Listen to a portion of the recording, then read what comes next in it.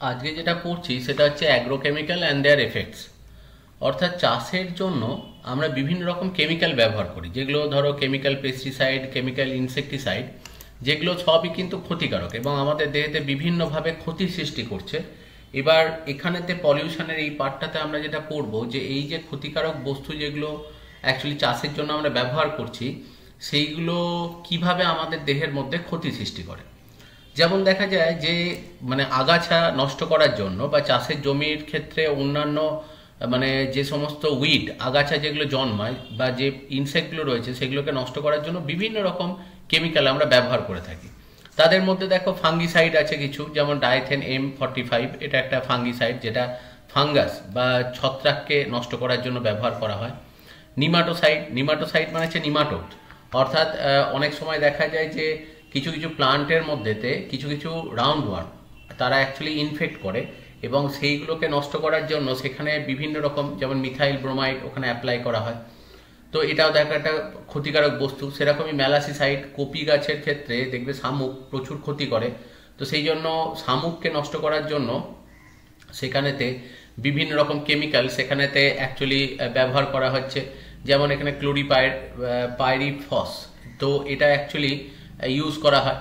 অন্যদিকে ইনসেকটিসাইড যেমন এখানে দেখো ফসফোমিডন ইউজ করা হচ্ছে, যেমন ইনসেকটিসাইড যেটা পতঙ্গকে নষ্ট করে।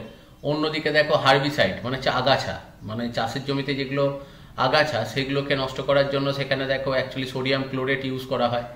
এবং রডেন্টিসাইড, ওয়ারফারিন বলে একটা কেমিক্যাল আছে যেটা রডেন্টিসাইড, যে স্টোর ফুড যখনই দেখবে যে কোথাও স্টোর রুমে অ্যাকচুয়ালি বিভিন্ন ফসল যে আলু বা ধরো ধান সেগুলো স্টোর করা হচ্ছে, সেখানেতে প্রচুর পরিমাণে এই ম্যামেলিয়ান পেস্ট যেটা এগুলো ওই ফসলের ক্ষতি করে, সেই জন্য ওখানে ওয়ারফারিন অ্যাপ্লাই করা হয়। তো এই সমস্ত জিনিসগুলোর দেখো প্রত্যেকটারই কিন্তু অ্যাকচুয়ালি ক্ষতিকারক প্রভাব আছে। তার কারণ হচ্ছে যখন এগুলো স্প্রে করা হচ্ছে তখনই কিন্তু এটা দেখো যে কোনো একটা ধরো ফাঙ্গাসেরই বলো বা কোনো আগাছারই বলো বা কোনো একটা অ্যানিমেলের ক্ষেত্রে, তার ক্ষেত্রে দেখো কোনো না কোনো সেলকে কিন্তু ড্যামেজ করছে।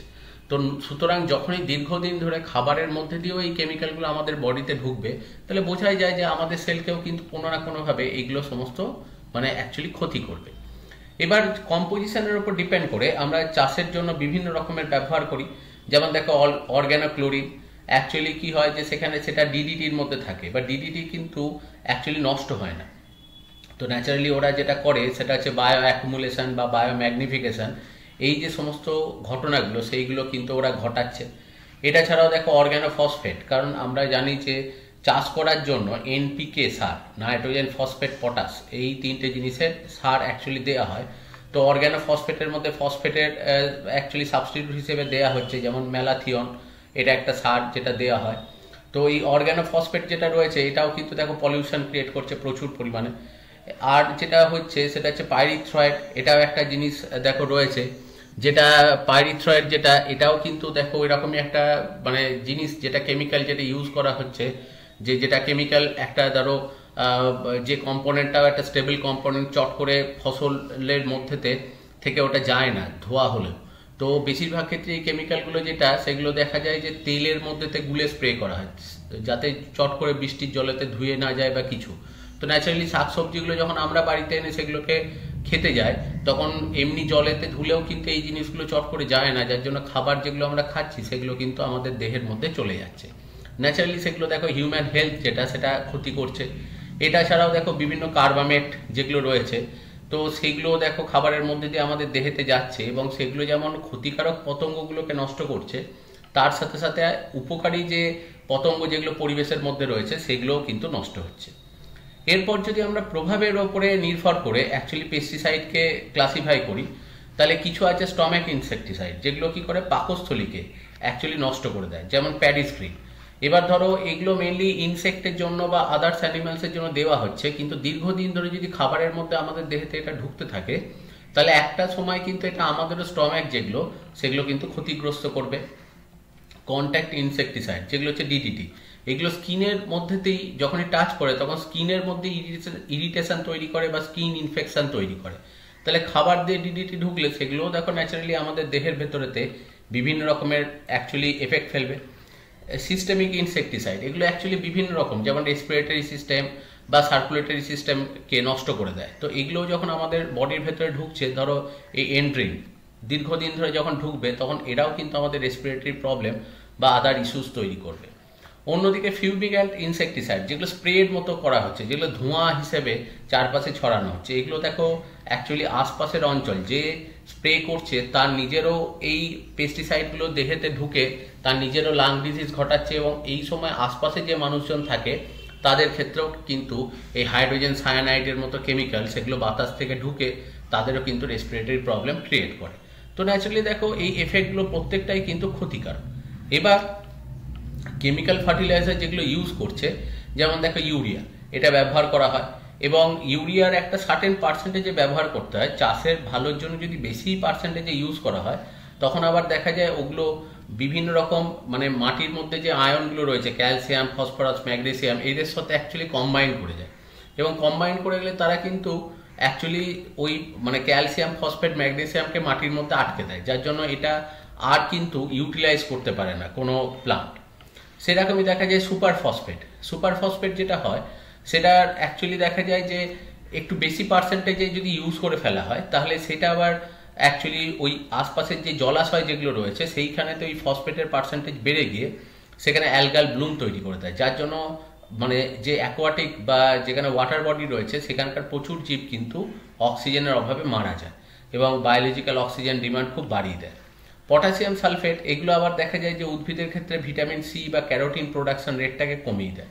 তো প্রত্যেকটা ফার্টিলাইজারেরই দেখো কিছু না কিছু সাইড এফেক্ট আছে। এটা ছাড়াও দেখা যায় যে সুফলা যেটা ব্যবহার করা হয় মানে 15-15-15 মানে যেটা নাইট্রোজেন, ফসফেট, পটাশিয়ামের একটা রেশিওকে বোঝাচ্ছে, তো সেইগুলোরও কিন্তু কিছু না কিছু সাইড এফেক্ট প্রত্যেকটারই অ্যাকচুয়ালি আছে।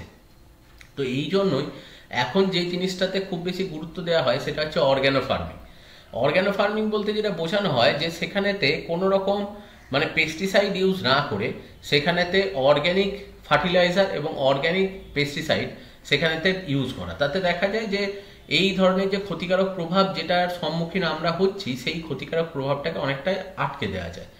আর এখন যেটা করা হয় সেটা হচ্ছে ইন্টিগ্রেটেড পেস্ট ম্যানেজমেন্ট বা শর্টে বলা হয় আইপিএম হচ্ছে একটা টেকনিক, যে টেকনিকেতে অ্যাকচুয়ালি বায়োলজিক্যাল মানে অ্যাকচুয়ালি অর্গ্যানো ফার্মিং আর কেমিক্যাল ফার্টিলাইজার এই সমস্ত জিনিসগুলোকে ইউজ করা, কিন্তু এমন একটা রেশিওতে বা এমন একটা প্ল্যানিংয়ে ইউজ করা যাতে কখনোই অ্যাকচুয়ালি মানুষের কোনো ক্ষতিও হবে না, অথচ যে জিনিসগুলো থেকে অ্যাকচুয়ালি আমাদের ফসল ক্ষতিগ্রস্ত হচ্ছে সেই পতঙ্গগুলোকে সব কিন্তু নষ্ট করা যাবে।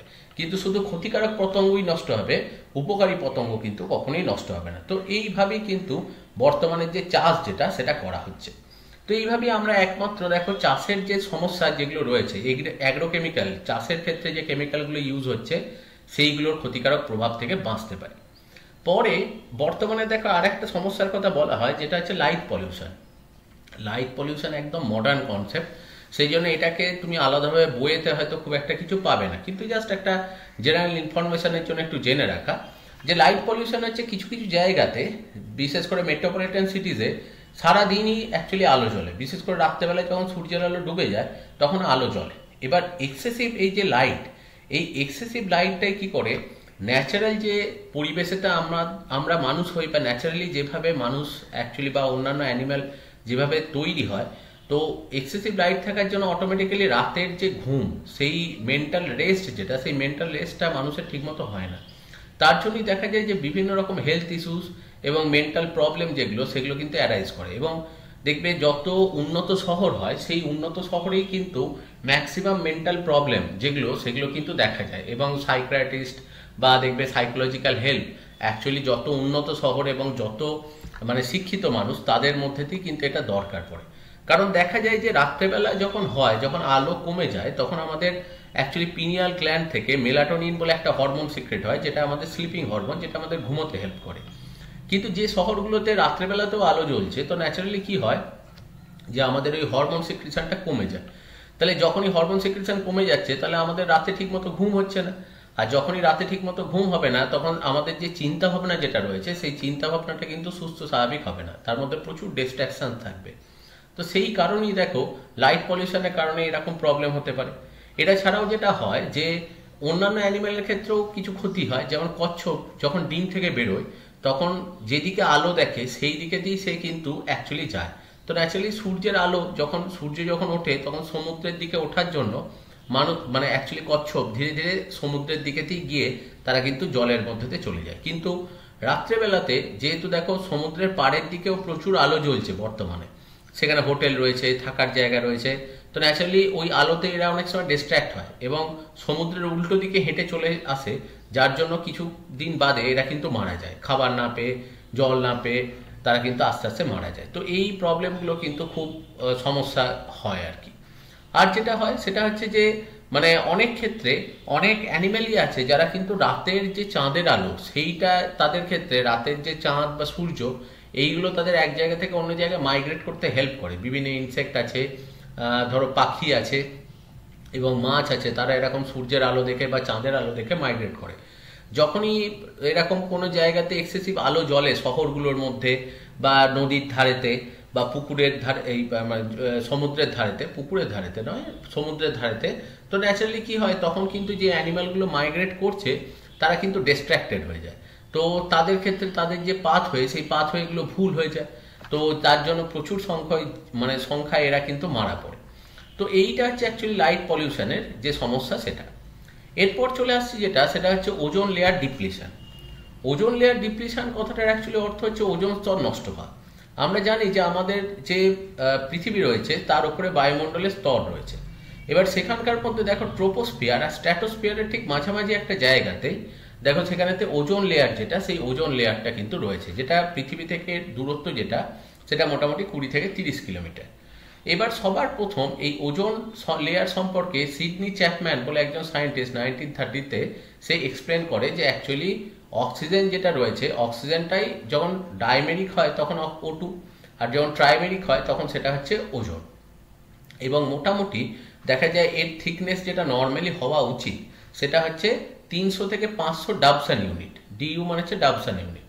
কিন্তু বর্তমানে অ্যাকচুয়ালি সিএফসি ক্লোরোফ্লুরোকার্বন যেটা ফ্রিজ থেকে বা এসি থেকে বেরোয়, সেইটার কারণে এই ওজোন লেয়ার সেটা আস্তে আস্তে নষ্ট হয়ে যাচ্ছে এবং সেটার থিকনেস যেটা 300 থেকে 500 হওয়ার কথা সেটা কমে চলে এসছে 73 থেকে 220। তো ন্যাচারালি কি হচ্ছে যে অনেক ইউভি রে পেনিট্রেট করে ঢুকে যাচ্ছে, যার জন্য বিভিন্ন রকম মিউটেশন, অ্যাবনর্মাল মিউটেশন ঘটছে এবং মানুষের মধ্যে বিভিন্ন রোগের যে প্রাদুর্ভাব সেগুলো কিন্তু বাড়তে থাকছে। এবং ওজোন ডিপ্লিশন যারা করে তাদের কি বলা হয় ওজোন ডিপ্লিটিং সাবস্টেন্স, ওডিএস। যেমন সিএফসি মানে CFC11, CFC12, হ্যালন, এগুলো হচ্ছে সব ওজোন ডিপ্লিটিং সাবস্টেন্স, মানে যাদের কারণে ওজোন লেয়ার সেটা হচ্ছে নষ্ট হয়। কি হয় ঘটনাটা, ইউভি এর প্রভাবে ক্লোরোফ্লুরোকার্বন CFCl3 সেটা ভেঙে যায়। ভেঙে গিয়ে দেখো যে অ্যাকচুয়ালি CFCl2 দুটো ক্লোরিন নিয়ে একটা সাইডে চলে এলো আর একটা দিকে সিঙ্গেল একটা ক্লোরিন চলে গেল। এই ক্লোরিন এসে কি করে ওজোনকে ভেঙে দেয় এবং সিএলও তৈরি করে।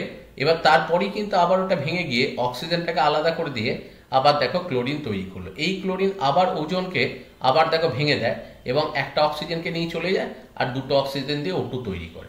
এবার পরিবেশের মধ্যে কি হয়, এই যে অক্সিজেন আর ওজোন এরা কিন্তু কনস্ট্যান্টলি একে অপরে কনভার্ট হতে থাকে, যার জন্য ইউভি রে গোটাটাই ওজোন লেয়ারেতে ব্যবহার হয়ে যায়, তার জন্য এখান থেকে পেনিট্রেট করে আর ভেতরে ঢোকে না। কিন্তু ক্লোরোফ্লুরোকার্বনের এই ক্লোরিন সেটা কিন্তু বিক্রিয়াটাকে একমুখী করে দেয়, অর্থাৎ অ্যাকচুয়ালি ওজোন থেকে ভেঙে ভেঙে অক্সিজেনই তৈরি হচ্ছে কিন্তু বিপরীত দিকের প্রক্রিয়াটা স্লো হয়ে যায়। তাহলে অটোমেটিক্যালি দেখা যায় যে ওজোন নষ্ট হওয়ার সম্ভাবনাটা বা ওজোন নষ্ট হওয়ার পরিমাণটা বেশি হয় কিন্তু ওজোন ফরমেশনটা কমে যায়। তার কারণস্বরূপ যেটা হয় যে ওজোন লেয়ারের যে থিকনেস সেই থিকনেসটা কমে যায়, আর যখনই ওজোন লেয়ারের থিকনেস কমবে তখনই দেখা যায় যে সেটা কিন্তু ইউভি রে ঢুকছে এবং মিউটেশন ঘটিয়ে ক্যান্সারের মতো রোগ সৃষ্টিতে সাহায্য করছে এবং সেই রকম রোগের প্রাদুর্ভাব সেটা বাড়তে থাকছে। এবং এই আইডিয়াগুলো বোঝার পরই সবার প্রথম ভিয়েনা কনভেনশন অ্যাকচুয়ালি হয়, যেটা আছে 22 মার্চ 1985-এ। এটাও একটা অ্যাওয়ারনেস প্রোগ্রাম। ঠিক সেরকমই দেখা যায় মন্ট্রিয়াল প্রোটোকল, এটা খুব গুরুত্বপূর্ণ, যেটা 16 সেপ্টেম্বর হয়েছিল 1987-এ, যেখানে ওজোন লেয়ার নিয়ে আলোচনা করা হয় এবং বিভিন্ন দেশ মিলে একটা সামিট তৈরি করা হয় এবং মানুষজনকে অ্যাওয়ার করা হয় এবং বিভিন্ন দেশের ক্ষেত্রে একটা রেস্ট্রিকশন করা হয় যাতে CFC ফ্রি কান্ট্রি তৈরি করতে হবে, যে ক্লোরোফ্লুরোকার্বনের সাবস্টিটিউট কিছু একটা তৈরি করে সেটাই এসি বা ফ্রিজে ইউজ করতে হবে। তো এই হচ্ছে অ্যাকচুয়ালি কনসেপ্ট। এবার দেখো ওজোন এখন বর্তমানে সেরকম সিএফসি ফ্রি জিনিস তৈরিও করা হয়েছে, কিন্তু অনেকের বাড়িতেই পুরনো ফ্রিজ, পুরনো এসি সেখানে আছে, সেখানগুলো থেকে এখনও কিন্তু সিএফসি রিলিজ হচ্ছে, কিন্তু এগুলো গভর্নমেন্ট থেকে অ্যাকচুয়ালি ইনস্ট্রাকশন দিয়ে এগুলোর একটা সাবস্টিটিউটের ব্যবস্থা করা উচিত। এবার দেখো ওজোন লেয়ার ডিপ্লিশনের মানে অ্যাকচুয়ালি খারাপ দিক কী কী, সেটা হচ্ছে প্রথম, মিউটেশন হয়ে অনেক সময় স্কিন ক্যান্সার বা মেলানোমা হয়। অনেক উদ্ভিদের ক্ষেত্রে দেখা যায় ইউভি রে ঢোকার জন্য বা উদ্ভিদের ওপরে ইউভি রে পড়ার জন্য ক্লোরোসিস মানে ক্লোরোফিল নষ্ট হয়। অন্যদিকে অ্যানিম্যাল রিপ্রোডাকশন রেট অনেক কমে যায়। লার্ভার মধ্যে মানে অ্যাকোয়াটিক যে অ্যানিম্যাল রয়েছে তাদের মধ্যে মিউটেশন হয়ে অ্যাবনর্মাল স্ট্রাকচার তৈরি হয়, যেমন দেখো ট্রান্সপারেন্ট দেখতে হয়ে গেছে।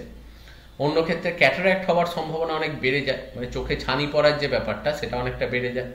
এবং গ্লোবাল ওয়ার্মিং তৈরি হয়, এবং গ্লোবাল ওয়ার্মিংয়ের জন্য অ্যাকচুয়ালি পোলার রিজিয়নের যে অ্যানিম্যালরা রয়েছে তারা কিন্তু নিজেদের বসবাসস্থল হারিয়ে ফেলে, এবং গ্লোবাল ওয়ার্মিংয়ের জন্য দেখা যায় যে আবার সমুদ্রের ধারের যে অঞ্চলগুলো সেগুলোও কিন্তু আস্তে আস্তে জলের নিচে চলে যাচ্ছে। তো এই প্রবলেমগুলো অ্যাকচুয়ালি অ্যারাইজ করে। এবং সবথেকে গুরুত্বপূর্ণ জিনিস যে ঠান্ডা অঞ্চলেতে কিন্তু সিএফসি বেশি কার্যকারী হয়, আর সেই জন্য সবথেকে পাতলা যে লেয়ার সেটা কিন্তু পোলার রিজিয়নেতে ওজোনের। কিন্তু পোলার রিজিয়নেই যে অ্যানিম্যালগুলো আছে তাদের দেহেতেই মেলানিন তৈরি হয় না বা মেলানিন খুব সামান্য থাকে, তার জন্য ইউভি রের এফেক্টটা কিন্তু সব থেকে বেশি আবার তাদেরই পড়ে। তো এই কারণেই অ্যাকচুয়ালি সমস্যার যেটা সেটা তৈরি হয়েছে। অন্যদিকে যেটা আসছি সেটা হচ্ছে সলিড ওয়েস্ট ম্যানেজমেন্ট। বর্তমানের একটা বড় সমস্যা হচ্ছে সলিড ওয়েস্ট ম্যানেজমেন্ট। কারণ দেখো যে এখন সব জিনিস ইলেকট্রনিক গুডস থেকে শুরু করে সব কিছু ইউজ অ্যান্ড থ্রোর মতো হয়ে গেছে, যে ব্যবহার করা হচ্ছে এবং ব্যবহার করার পর তার কিন্তু আর কোনো রিইউজ নেই এবং সেটাকে তুমি রিপেয়ার করাও যায় না। তো সেই কারণে সেগুলোকে ফেলে দেওয়া হচ্ছে এবং আস্তে আস্তে এই ওয়েস্ট যেটা এইটা কিন্তু একটা বিরাট প্রবলেম ক্রিয়েট করছে। তো সেই কারণেই এই সলিড ওয়েস্টকে ম্যানেজ করাটা খুব দরকার। তো সেই কারণেই কিন্তু যেটা করা হয় সেটা হচ্ছে তিনটে, বলা হয় 3R, সেটা হচ্ছে রিডিউস, রিইউজ, রিসাইকেল। তো এখানে যেটা বলা হয় সেটা হচ্ছে যে এই ধরনের জিনিস যেগুলো ওয়েস্ট ম্যানেজমেন্ট করবে তার ফার্স্ট স্ট্র্যাটেজি হচ্ছে এগুলোর ব্যবহার কমাতে হবে। অর্থাৎ এই যে প্লাস্টিক বোতল বা কাঁচের বোতল যেগুলোতে আমরা জল খাচ্ছি, তো প্লাস্টিক বোতল যেগুলো সেইগুলো দেখো মানে প্লাস্টিক যেহেতু নষ্ট হচ্ছে না, নন বায়োডিগ্রেডেবল, তাহলে সেইগুলোর ব্যবহারটা কমাতে হবে প্রথম। এবার যদি আমি প্লাস্টিক বোতল কিনিও তাহলে একই প্লাস্টিক বোতলকে অনেকবার ব্যবহার করতে হবে, তাহলে রিইউজ করতে হবে, তাহলে ওভারঅল প্লাস্টিকের যে ওয়েস্ট সেটা কম তৈরি হবে। আর যখন ব্যবহার করতে করতে বোতলটা একবারই পুরনো হয়ে যাবে বা একবারই আর ব্যবহার করা যাবে না, তখন ওটাকে রিসাইকেল করতে হবে, অর্থাৎ সেটাকে কোনো একটা প্লান্টে পাঠিয়ে দিতে হবে যেখানে প্লাস্টিক থেকেই অন্য জিনিস তৈরি করে। তো সেইখানেতে ওই জিনিসটাকে রিসাইকেল করতে হবে, তবে দেখা যাবে কিছুটা হলেও আমরা এটাকে রেগুলেট করতে পারবো। তো এই রিসাইক্লিং এর পারপাসে দেখা যায় যে অ্যাকচুয়ালি মিউনিসিপ্যালিটি এরিয়া থেকে বা বিভিন্ন জায়গা থেকে এই প্লাস্টিক বা কাঁচ যেগুলো নন বায়োডিগ্রেডেবল সেগুলোকে কালেক্ট করা হয় এবং ট্রান্সপোর্ট করে নির্দিষ্ট কারখানায় সেগুলোকে পাঠিয়ে দেওয়া হয়। এবার যখনই ওয়েস্ট কালেকশন হয় তখন ডোর টু ডোর কালেকশন হয়, যেটা দেখবে মিউনিসিপ্যালিটি এরিয়াগুলো থেকে করা হয়, এবং অনেক জায়গাতে দেখবে আলাদা আলাদা কন্টেনার থাকে, যে কন্টেনারগুলোর মধ্যে স্পেসিফিক এক একটা জিনিস এক একটা জায়গায় ফেলতে হয়, তাতে তাদের প্রত্যেকের যে রিসাইক্লিং সেন্টার সেখানে পাঠাতে তাদের সুবিধা হয়, এইভাবে করা হয়। এবং অনেক ক্ষেত্রেই যেটা করে সেটা হচ্ছে যে এই ওয়েস্টগুলোকে কালেক্ট করে নিয়ে গিয়ে প্রথম ডাম্পিং গ্রাউন্ডে রেখে দেয়, এবার তারপর সেখান থেকে শর্টিং করে জিনিসগুলো নির্দিষ্ট জায়গাতে পাঠানো হয়।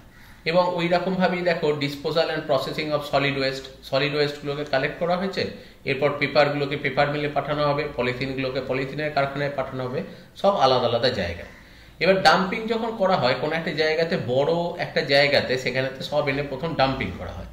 এবার ডাম্পিং করার পর সেখান থেকে কিছু জিনিস নিয়ে অ্যাকচুয়ালি ল্যান্ড ফিলিংও করা যেতে পারে। কোনো কোনো সময় দেখা যায় যে হয়তো অর্গ্যানিক মেটেরিয়াল যদি হয়, সব থেকে ভালো যে জমিগুলো চাষ হয় না সেখান থেকে এই অর্গ্যানিক মেটেরিয়ালগুলোকে কালেক্ট করে নিয়ে গিয়ে সেখানে ফেলে দেওয়া হয়। এবার সেখানে হয়তো 2 মিটার করে করে অর্গ্যানিক মেটেরিয়াল ফেলা হলো, আর তারপরে মানে 20 থেকে 30 সেন্টিমিটারের একটু মাটি ছিটিয়ে দেওয়া হলো, আবার তারপর আবার অর্গ্যানিক মেটেরিয়াল ফেলা হলো। তাতে দেখা যায় যে শাকসবজির খোসা যেগুলো রয়েছে সেটার একটা প্রসেসিংও হয়, প্লাস হচ্ছে ওটা আবার মাটির ফার্টিলিটি যেটা সেটাও বাড়িয়ে দেয়। আর অন্যদিকে যদি কোনো সময় ওয়েস্ট মেটেরিয়ালতে ল্যান্ড ফিলিং করা হয় তাহলে সেক্ষেত্রে সেটা আলাদা করে চাষের কোনো কাজে লাগবে না, কিন্তু অনেক সময় দেখা যায় যে নিচু জমি ভরাট করার জন্য হয়তো বাড়ি তৈরি করা হবে বা কোনো ইন্ডাস্ট্রি তৈরি করা হবে, তখন কিন্তু এই ধরনের সলিড ওয়েস্ট যেগুলো পলিথিন, প্লাস্টিক, এগুলোকে নিয়ে গিয়ে কিন্তু ল্যান্ড ফিলিং করা যেতে পারে। এবার অনেক সময় দেখা যায় যে এই সমস্ত সলিড ওয়েস্টগুলো থেকে এনার্জি অ্যাকচুয়ালি সেখান থেকে এক্সট্র্যাক্ট করা হয়। এবার সেখানে বিভিন্ন প্রসেস আছে যেখানে অক্সিজেন বেশি রেখে, অক্সিজেন কম রেখে বা কোনো রকম অক্সিজেন ছাড়াই মানে অনেক ক্ষেত্রে এগুলোকে পোড়ানো হয় এবং সেখান থেকে শক্তি তৈরি করা হয়। এবার দেখো এই যে পদ্ধতি যেগুলো রয়েছে, যে অক্সিজেনের পরিমাণ বেশি রেখে বা অক্সিজেনের পরিমাণ কম রেখে বা অক্সিজেন না রেখে এই যে পোড়ানো যেগুলো হচ্ছে, এই পোড়ানোগুলোর কিন্তু বিভিন্ন রকম টাইপের সেখানে হয়ে থাকে। এবার এইগুলো দেখো যে এক একটা প্রসেস যেগুলো রয়েছে, এই যে কাজগুলো যেটা করছে সেগুলোর কিন্তু প্রসেসগুলো আলাদা আলাদা সেখানেতে নাম দেওয়া হয়। এবার দেখো প্রথম যে একদম প্রসেস যেটা রয়েছে, যেখানেতে আমরা বলছি যে এখান থেকে যে শক্তি উৎপাদন করা হচ্ছে, সেই উৎপাদনের ক্ষেত্রে প্রথম যেটা রয়েছে সেটা হচ্ছে হাই অক্সিজেনের উপস্থিতিতে, যেটা এটাকে অ্যাকচুয়ালি বলা হয় ভস্মীকরণ বা ইনসিনারেশন। এটাকে বলা হয় ভস্মীকরণ বা ইনসিনারেশন, যেটা অক্সিজেন খুব বেশি থাকে। যেখানে অক্সিজেন খুব কম থাকে সেটাকে অ্যাকচুয়ালি বলা হয় গ্যাসিফিকেশন। আর যেখানে অক্সিজেন ছাড়া অ্যাকচুয়ালি সেখান থেকে এনার্জি তৈরি করা হয় সেটাকে বলা হয় পাইরোলাইসিস। এটা ছাড়াও দেখা যায় যে তোমার অর্গ্যানিক ম্যাটেরিয়ালগুলো থেকে ভার্মি কম্পোস্ট সার মানে কেঁচো সার তৈরি করা যেতে পারে এবং সেখান থেকে ম্যানিওর পিট তৈরি করে মানে কোনো একটা জায়গায় গর্ত করে সেখানে অর্গ্যানিক ম্যাটেরিয়ালগুলো ফেলে গোবর মিশিয়ে হয়তো 2-4 মাস রেখে দিলে সেখান থেকে কিন্তু গোবর সার তৈরি হতে পারে, যেটা গ্রামের দিকে অনেক জায়গাতেই দেখবে করা হয়। আর অনেক ক্ষেত্রে দেখবে অ্যাকচুয়ালি ওয়েস্ট মেটেরিয়ালগুলো দিয়ে রিসাইকেল করা হয় এবং ছোটবেলা থেকেই দেখবে এরকম ওয়েস্ট মেটেরিয়াল রিসাইক্লিং করে বিভিন্ন জিনিস তৈরির দিকে মানুষজনদের বা ছোটদেরকে অ্যাকচুয়ালি মানে এনকারেজ করা হয়। তো সেই জন্যই দেখো ওই যে বলে best out of the West, তো সেই রকমভাবে রিসাইক্লিং করতে বলা হয়।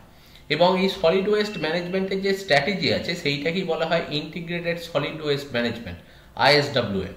এবং সেখানে দেখো যে জিনিসগুলো বলা হয় সেটা হচ্ছে মানে ওয়েস্ট প্রিভেনশন, ওয়েস্ট যাতে তৈরি না হয় সেইটাকে আটকানো, মানে অ্যাকচুয়ালি ওয়েস্ট ক্রিয়েট করে এমন জিনিস ব্যবহার কম করা, প্লাস্টিক, পলিথিন এগুলো যদি ব্যবহারও হয় সেগুলোকে রিসাইকেল করো বা কোনো রকম কম্পোস্টিং, কোনো সার প্রিপারেশনের জন্য ব্যবহার করো এবং কোনো ক্ষেত্রে সেটা ডিসপোজাল বা ল্যান্ড ফিলিং এর জন্য ইউজ করো বা কম্বাসন পদ্ধতিতে সেখান থেকে এনার্জি রিস্টোর করো, মানে সেখান থেকে শক্তি তৈরি করো। তো এইরকম বিভিন্ন স্ট্র্যাটেজি বিভিন্ন রেশিওতে ব্যবহার করে কিন্তু সলিড ওয়েস্টকে যতটা পারা যায় ম্যানেজমেন্ট করার চেষ্টা করা হয়।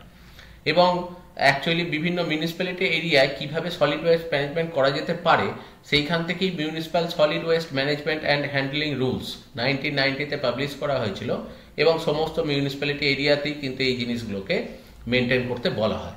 এবার যখনই প্রপার ম্যানেজমেন্টের কথা আসে বিভিন্ন জায়গায় সেখানেতে এই জিনিসগুলো ওয়েস্টগুলো ব্যবহারও হয়।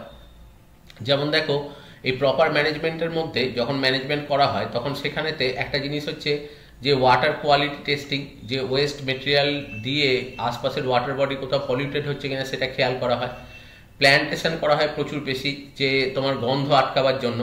আবার দেখা যায় যে সলিড ওয়েস্ট এইগুলোর ওই যে প্লাস্টিক, পলিথিন এগুলোকে গরম করে অ্যাকচুয়ালি পিচের সাথে মিশিয়ে দিয়ে সেগুলো দিয়ে রাস্তাঘাট তৈরি করে দেওয়া হয়। এবার দেখো রাস্তা তৈরি করলে সেটার দেখো একটা সলিড ওয়েস্টের একটা ম্যানেজমেন্টও হলো, প্লাস রাস্তার উপরে তো পলিথিন থাকলে সেটা ন্যাচারালি কি হয় রোড কনস্ট্রাকশনটা খুব ভালো করে এবং সেটা অবশ্যই দেখো যে জলের থেকে রোডটাকে বাঁচাতে কিন্তু হেল্প করে। তো এইরকম ভাবে অ্যাকচুয়ালি সলিড ওয়েস্ট ম্যানেজমেন্ট করা হয়। আর একটা জিনিস সেটা হচ্ছে রেডিও অ্যাক্টিভ ওয়েস্ট ম্যানেজমেন্ট। বর্তমানের এই রেডিও অ্যাক্টিভিটি এটাও কিন্তু একটা বিরাট সাংঘাতিক সমস্যা। তার কারণ হচ্ছে যে আস্তে আস্তে কিন্তু যে নর্মাল যে সোর্স অফ এনার্জি এবং সেগুলো কমে যাচ্ছে, কয়লা, পেট্রোলিয়াম কমে যাচ্ছে, যার জন্য থার্মাল ইলেকট্রিক পাওয়ার প্ল্যান্ট যেটা প্রধান আমাদের এনার্জির সোর্স সেটাও কিন্তু আস্তে আস্তে মানে তার ব্যবহারটা কমতে থাকছে। তো এখন যেটা করা হচ্ছে সেটা হচ্ছে রেডিও অ্যাক্টিভ মলিকিউল থেকে এনার্জি এক্সট্র্যাক্ট করে সেইটাকেই কিন্তু অল্টারনেটিভ সোর্স অফ এনার্জি করা হচ্ছে। তো এই কাজগুলো করার জন্য দেখো যেটা করা হয় সেটা হচ্ছে ইউরেনিয়াম কারখানা যেখানে আছে সেখানেতে সবার প্রথম ইউরেনিয়াম প্রসেসিং করা হয় এবং সেখানে দেখো প্রথম যেটা ইউরেনিয়াম টেইলিং যেটা প্রসেসটা সেটা হচ্ছে অ্যাকচুয়ালি ইউরেনিয়াম যেটা রয়েছে সেইগুলোকে মাটি থেকে অ্যাকচুয়ালি ওগুলোকে আকরিক বা ওর হিসেবে তুলে আনা হয় এবং তারপর সেগুলো থেকে ভেঙে ভেঙে সেটাকে প্রসেসিং করা হয়। তারপর যেটা হয় দেখো এই ইউরেনিয়ামকে অনেক জায়গায় ব্যবহার করা হয়, যেমন লো লেভেলে ইউজ করা হয় বিভিন্ন ইন্ডাস্ট্রিতে বা মেডিকেল ইউজের জন্য এটাকে ব্যবহার করা যেতে পারে। মিডিয়াম লেভেলে যেটা ইউজ করা হয় সেটা হচ্ছে বিভিন্ন মানে অ্যাকচুয়ালি কেমিক্যাল ফ্যাক্টরি যেগুলো রয়েছে সেই কেমিক্যাল ফ্যাক্টরির মধ্যেতে সেগুলো তৈরি করা হয় এবং বিরাট বড় বড় কন্টেনারের মধ্যে ওগুলোকে অনেক সময় স্টোর করে রাখা হয়। আর অ্যাকচুয়ালি হাই লেভেলে যেটা ইউজ করা হয় সেটা হচ্ছে নিউক্লিয়ার পাওয়ার প্ল্যান্টেতে করা হয় এবং সেখানে ইনসুলেটর বক্সের মধ্যে মেটেরিয়ালগুলোকে স্টোর করা হয়। এবার ধরো এই রেডিও অ্যাক্টিভিটির যেটা সমস্যা সেটা হচ্ছে এখানে রেডিও অ্যাক্টিভিটির কারণে যেটা হয় সেটা হচ্ছে মিউটেশন হয়। এবার মানে এয়ার পলিউশন বা ওয়াটার পলিউশনে শুধুমাত্র যে মানুষটা ওই পলিউশনে এফেক্টেড হয়েছে তারই ক্ষতি হয়, কিন্তু মিউটেশন হলে সেই প্রভাবটা কিন্তু দীর্ঘস্থায়ী, মানে তার দেহেতে তো প্রভাব রয়েছে, পরবর্তী জেনারেশনেও কিন্তু ওই প্রভাবটা অ্যাকচুয়ালি সাস্টেন করে। সেই জন্য রেডিও অ্যাক্টিভ ওয়েস্টের অ্যাকচুয়ালি ক্ষতির পরিমাণটা কিন্তু খুব বেশি। এবং যখনই রেডিও অ্যাক্টিভ মলিকিউল হয় সেখান থেকে আলফা, বিটা, গামা এই সমস্ত ইলেকট্রোম্যাগনেটিক ওয়েভ বেরোয় এবং সেইগুলি কিন্তু মিউটেশনের জন্য দায়ী হয়। এবার ন্যাচারাল বায়োরিঅ্যাক্টিভিটি কিছু অ্যাকচুয়ালি দেখা হয়, যে রেডিও অ্যাক্টিভিটি ন্যাচারালি কিছু ক্ষেত্রে দেখা যায়, যেমন কসমিক রে বা রেডিও অ্যাক্টিভ ওর যখন মাটি থেকে খনিজ আয়নগুলো তোলা হচ্ছে সেখান থেকে কিন্তু কিছু দূষণ অ্যাকচুয়ালি ন্যাচারালি হয়, কিন্তু সেটার একটা মাত্রা আছে, কখনোই কিন্তু সেটা খুব বেশি পরিমাণে মানে মাত্রাতিরিক্ত হয় না। কিন্তু যখনই দেখো আর্টিফিশিয়াল রেডিও অ্যাক্টিভিটির কথা বলা হয় সেইটাই বেশি মারাত্মক, যখন নিউক্লিয়ার পাওয়ার প্ল্যান্টটাতে অ্যাকচুয়ালি নিউক্লিয়ার ফিউশন করা হচ্ছে শক্তি উৎপাদনের জন্য, জেনন বা ক্রিপ্টন ইউজ করে। অন্যদিকে দেখো যখন বোম ব্লাস্ট করা হচ্ছে, স্ট্রনসিয়াম বা রেডিয়াম এগুলো ইউজ করছে, তো এইগুলোর ক্ষেত্রে কিন্তু রেডিও অ্যাক্টিভিটির মাত্রাটা প্রচণ্ড বেশি হয়। বা ইউরেনিয়াম কারখানা থেকে যখন ইউরেনিয়াম তোলা হচ্ছে, তো এইগুলোর ক্ষেত্রে কিন্তু এর প্রভাবটা প্রচুর বেশি এবং প্রভাব যেগুলো পড়ে সেটা খুব মারাত্মক। যেমন দেখা যায় যে এই মানে রেডিও অ্যাক্টিভিটির যে পরিমাণ সেটাকে রেম বলে একটা ইউনিট দিয়ে সেটাকে মাপা হয়, মানে রেডিও অ্যাক্টিভিটি বা তেজস্ক্রিয়তার যে ব্যাপারটা সেটা রেম বলে একটা অ্যাকচুয়ালি মানে ইউনিট দিয়ে বা কুলম এমবি পার মানে কুলম পার কেজি এই হিসেবে একটা মাপা হয়। এবার দেখো এখানেতে যেটা মানে মানে যেটা বলছে রোয়েন্টেজেন ইকুইভ্যালেন্ট ইন ম্যান বা রেম এই ইউনিটটা অ্যাকচুয়ালি বলছে বা কুলম পার কেজি এই হিসেবে বোঝানো হয়। এবার যদি দেখা যায় যে রেডিও অ্যাক্টিভিটির পরিমাণ 50 থেকে 100 রেমের মধ্যে হয়, তখন কিন্তু তার ক্যান্সার হবার চান্স, মানে মানুষ যদি এই পরিমাণ অ্যাকচুয়ালি রেডিও অ্যাক্টিভিটির এক্সপোজারে আসে তাহলে তার কিন্তু ক্যান্সার বা ওয়েট লস হওয়ার সম্ভাবনা খুব বেশি। যদি 100 থেকে বেশি 100 থেকে 400 হয় তাহলে তার ক্ষেত্রে স্টেরিলিটি বা নিউরাল ইস্যু মানে হচ্ছে নার্ভ ডিজিজ তার মধ্যে দেখা যেতে পারে। যদি তার থেকে আরো বেশি হয় তাহলে সার্কোমা মানে হচ্ছে তোমার অ্যাকচুয়ালি মানে মাসেলের বা যে কোনো কানেকটিভ টিস্যুর যে ক্যান্সার সেগুলো হতে পারে, বা ব্লাড ক্যান্সার হতে পারে, যে তোমার লিউকেমিয়া সেটা হতে পারে। যদি 600 বেশি হয় তখন তার বোন ম্যারো ডিস্ট্র্যাক্ট হবে এবং সেক্ষেত্রে ধরো ন্যাচারালি ক্যান্সার যেটা সেটা তৈরি হবে। এবং অ্যাকচুয়ালি যেটা বলা হয় যে বোন ক্যান্সার বা কিছুর ইয়ের ক্ষেত্রে যেটা আমরা অ্যাকচুয়ালি বলছি যে মানুষের ক্ষেত্রে যে এফেক্ট যেগুলো রয়েছে সেই তেজস্ক্রিয়র অ্যাকচুয়ালি বলা হয় যে অনেক ক্ষেত্রে মায়ের ক্ষেত্রে বা শিশুর ক্ষেত্রে অনেক রকম টেস্ট সেক্ষেত্রে ধরো করা হয়, তো যেখানেতে রেডিও অ্যাক্টিভ এলিমেন্টকে হয়তো ইউজ করতে হচ্ছে কোনো একটা টেস্টের জন্য। এবার যদি সেটা করতেই হয় তাহলে মানে মাকে যেটা ব্যবহার করতে হবে, চাইল্ডকে যেটা ব্যবহার করা হয় সেটা হচ্ছে 5 রেম, ঠিক আছে? 5 রেমের মধ্যে যদি কোনো টেস্ট করা যায় যে এইটুকু রেডিও অ্যাক্টিভিটি ইউজ করে তাহলে সেটা করা যায়। আর মায়ের ক্ষেত্রে যেটা করা যায় সেটা হচ্ছে ম্যাক্সিমাম যেটা সেটা হচ্ছে মানে ভ্রূণের ক্ষেত্রে এটা অ্যাকচুয়ালি মায়ের জন্য 5 রেম ইউজ করা যেতে পারে, এটা লেখাটা একটু গোলমাল হয়েছে। আর চাইল্ডের ক্ষেত্রে যেটা সেটা হচ্ছে 3 রেম ম্যাক্সিমাম ইউজ করা যেতে পারে, কিন্তু তার থেকে বেশি হলেই সেগুলো ক্যান্সার তৈরি করে দেবে, কারণ এই তো দেখতেই পাচ্ছ যে 50 রেম ব্যবহার করলে সেখান থেকে ক্যান্সার তৈরি হয়ে যেতে পারে। সুতরাং খুব নমিনাল একটা মাত্রা ব্যবহার করে আমরা কিন্তু ওই টেস্ট যেগুলো বা কিছু মেডিকেল যে কোনো রকমের মেডিকেল কোনো ট্রিটমেন্ট সেগুলোতে যেগুলো রেডিও অ্যাক্টিভিটির ইউজ আছে সেগুলো খুব মিনিমাম রেটেতে অ্যাকচুয়ালি করতে হয়। এবার দেখো যে স্ট্রনসিয়াম 90 সেটা আবার থাইরয়েড ক্যান্সারের কারণ হয়, মানে এটা রেডিও অ্যাক্টিভ, এবং সেক্ষেত্রে অনেক ক্ষেত্রে দেখা যায় স্পেশাল চাইল্ড তৈরি হয়, মানে মা যদি মায়ের দেহেতে যখন চাইল্ড ডেভেলপ হচ্ছে তখন যদি কোনো টেস্টের জন্য খুব বেশি রেডিও অ্যাক্টিভিটি ইউজ করে দেওয়া হয় তখন কিন্তু ছেলের মানে শিশুর মধ্যে অ্যাবনর্ম্যালিটি চলে আসে, এবং মিউটেশনের কারণস্বরূপ অন্যান্য অ্যানিমেলের মধ্যেও কিন্তু বিভিন্ন রকম অ্যাবনর্ম্যালিটি যেটা সেটা চলে আসতে পারে। তাহলে এইগুলো সবই দেখো রেডিও অ্যাক্টিভিটি বা রেডিও অ্যাক্টিভ পলিউশনের বিভিন্ন যে এফেক্টগুলো রয়েছে সেই এফেক্টগুলো। এবং যে জিনিসটার হাফ লাইফ, যে রেডিও অ্যাক্টিভ এলিমেন্টটার হাফ লাইফ যত বেশি তত কিন্তু সেটা বেশি ড্যামেজ করে।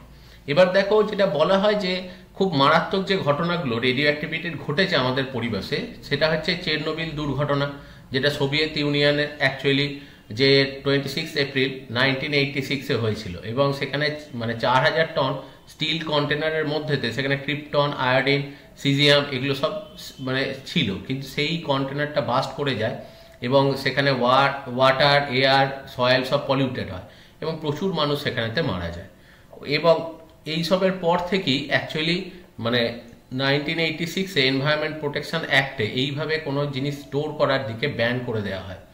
এবং এই ক্ষেত্রে এবং তার সাথে সাথে দেখা যায় যে আরও কিছু গাইডলাইন 1987-এ প্রকাশ করা হয় যে যেখানেই অ্যাটমিক এনার্জিকে নিয়ে কাজ করবে তারা কিভাবে সেখানেতে কাজ করবে এবং কিভাবে সেই সমস্ত জিনিসগুলোকে ডিসপোজাল করবে সেইগুলো সম্পর্কেও ইনস্ট্রাকশন সেখানে দেওয়া হয়। এবং যারা ওইখানে কাজ করে সেই মানুষদেরকেও নিজেদেরকেও বাঁচানোর জন্য কিছু স্যুট বা কিছু ধরো তাদের প্রিকশন থাকে, সেইগুলো মেনটেন করার দিকে কিন্তু আরো অনেক বেশি জোর দেওয়া হয়।